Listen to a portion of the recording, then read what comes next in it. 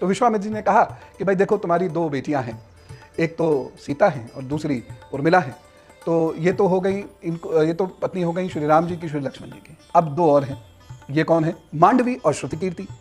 तो मांडवी का ब्याह भरत से करा दीजिए और शत्रुघ्न का विवाह श्रुतिकीर्ति से करा दीजिए। तय हो गया।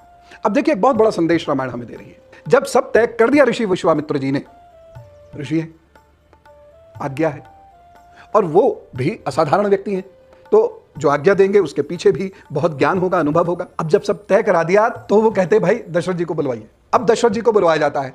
दशरथ जी भी बड़े सामान्य तरीके से आते हैं, अच्छा हाँ हाँ चलो चलो चलो, विवाह हो गया बच्चों का। यानी देखिए कितनी लिबरल सोसाइटी है, पहली बात। और दूसरी चीज, ऋषि ने कह दिया है, प्रश्न चिन्ह नहीं, खुशी खुशी आ गए।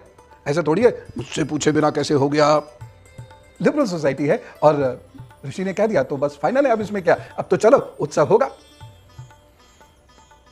अब यहां पर एक प्रश्न कौंधता है, उम्र क्या रही होगी? थोड़ा सा इसमें शोध और मुझे करने की आवश्यकता है।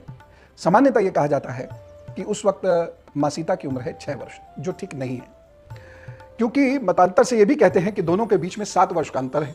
तो ये तो 13 हो गए रामचंद्र जी, जबकि रामचंद्र जी 13 वर्ष के नहीं है, क्योंकि जब विश्वामित्र जी आते हैं रामचंद्र जी को लेने तो दशरथ जी कहते हैं 16 वर्ष के हैं। तो इसका मतलब अभी कुछ घालमेल है, एक बात। दूसरी बात, मां सीता का जन्म कब हुआ है तो किसी को पता ही नहीं। उनका रक्त किस शरीर से मिला है ये तो किसी को पता ही नहीं है।